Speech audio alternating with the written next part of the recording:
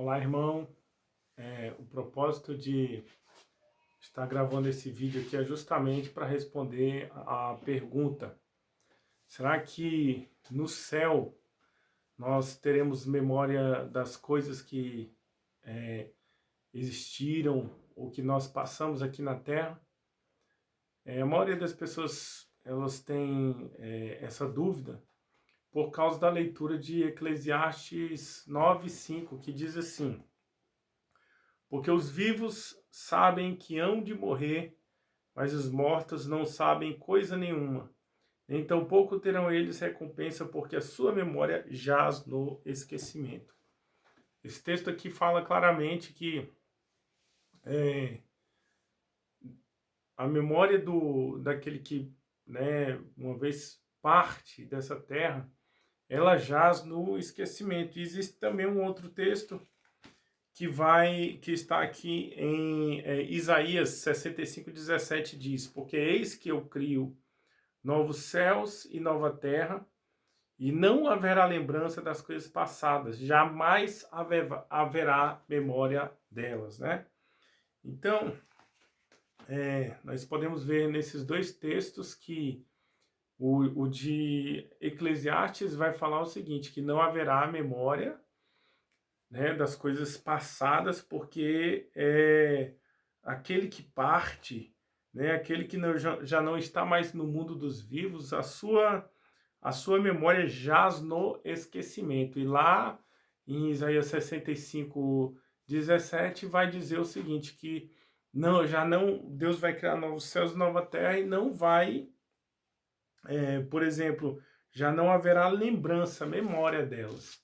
Será que é isso mesmo que esses textos querem dizer? É importantíssimo que antes de nós analisarmos um determinado texto, nós tenhamos a consciência da natureza literária do texto, né, e o propósito geral do que aquele texto ou aquele livro quer dizer. No primeiro texto que nós lemos, que se encontra em Eclesiastes capítulo 9, verso 5, que diz: porque os vivos sabem que hão de morrer, mas os mortos não sabem coisa alguma, né? E a sua memória jaz no esquecimento. Nós temos que ter em vista de que esse livro ele é um livro poético, entendeu?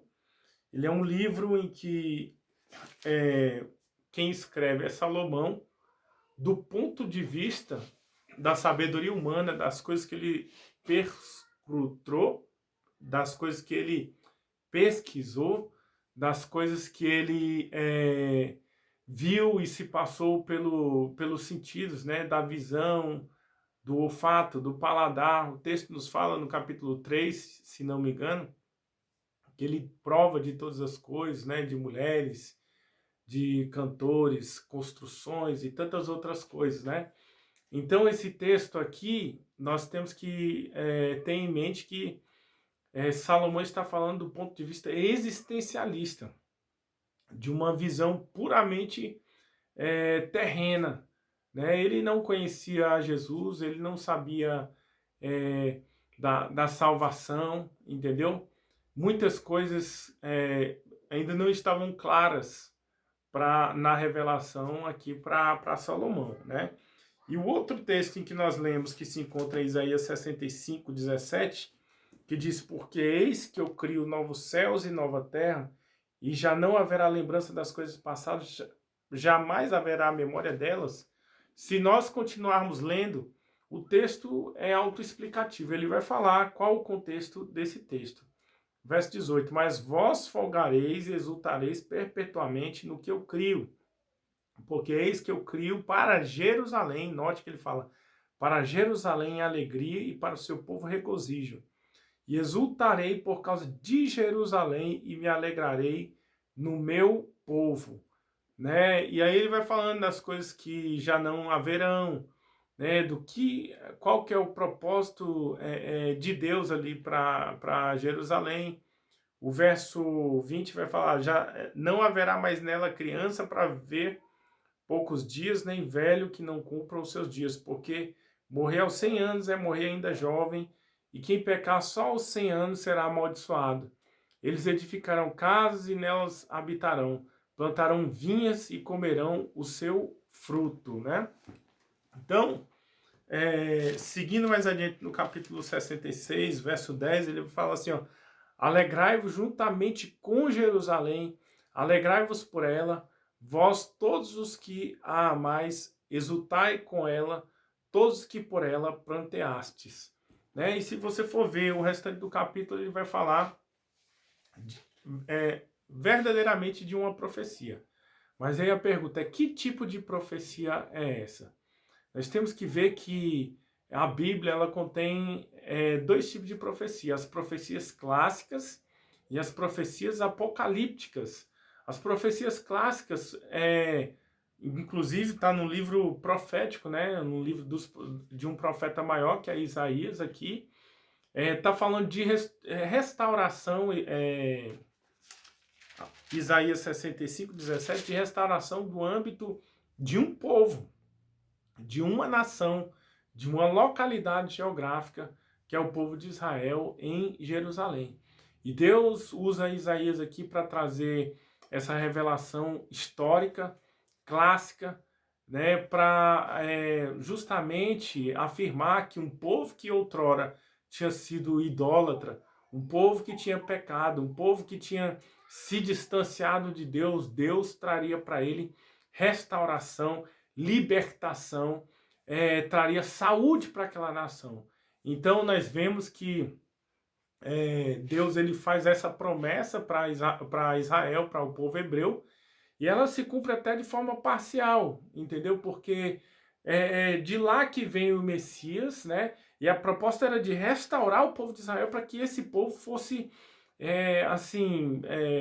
exemplo para outras nações. E nós vemos que essa profecia ela não se cumpriu de forma integral porque o povo não quis, né? Porque o povo rejeitou, mas já com um propósito, né? Com um plano dentro da sabedoria de Deus, em que esse mesmo projeto de salvação se estenderia a todas as nações. Entendeu? Então nós vemos aqui que quando ele fala aqui que porque eis que eu crio novos céus e nova terra e não haverá lembrança das coisas passadas, jamais haverá memória delas, isso aqui é algo restrito a uma nação, a uma localidade geográfica. Era o propósito de Deus para a nação de Israel. O que não se enquadra aqui na categoria assim, de profecia apocalíptica, né?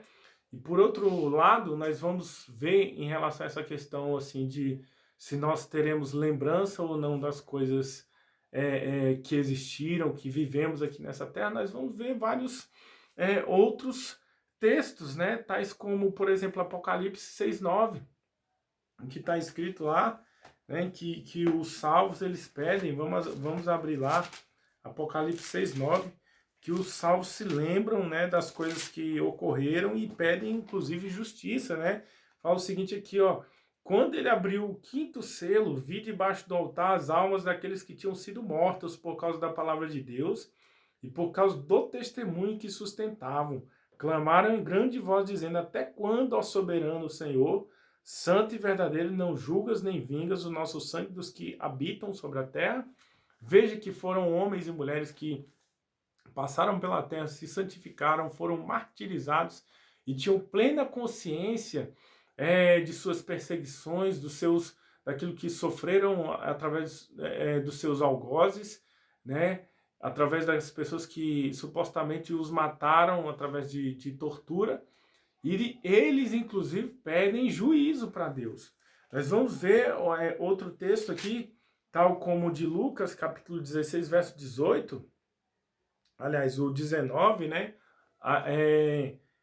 O relato do rico e do mendigo. Isso aqui não é uma parábola, porque uma parábola ela conta história e ela não conta nomes. Nós vemos aqui que isso aqui foi algo que aconteceu no mundo espiritual, né? E que o personagem principal aqui, depois de Jesus, que é Lázaro, ele tem nome, entendeu? Então foi algo que realmente reconheceu. Lázaro, ele se lembrou, e o próprio Abraão lembrou a ambos, né, de que em vida Lázaro ele tinha passado por dificuldades, né, tinha passado por escassez e tudo mais, e que o rico, e como ele se lembrava, né, lá no inferno, que ele tinha vivido regaladamente, ele se lembrou dessa questão.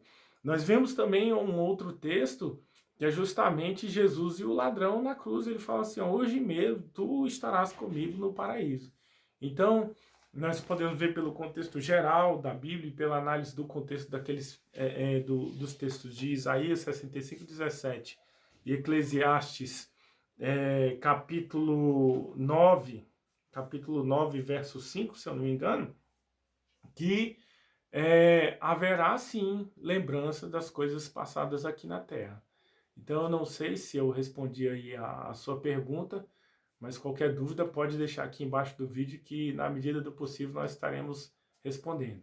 Um grande abraço e que Deus o abençoe.